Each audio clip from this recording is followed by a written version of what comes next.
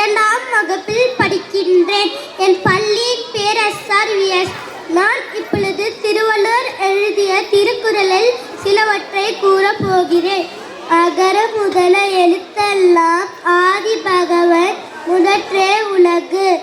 நன்றி மறப்பது நன்றன்று, நன்றல்லது அன்றே மறப்பது நன்று. தீயினால் சுட்டப்புண் உள்ளாரும், ஆறாதே நாவினால் சுட்ட வடு. கற்க கசதட கற்பவை கற்றபின் நிற்காதற்கு தக. செல்வத்துள் செல்வம் செவி செல்வம் அச்செல்வம் செல்வத்துள் எல்லாம் தலை.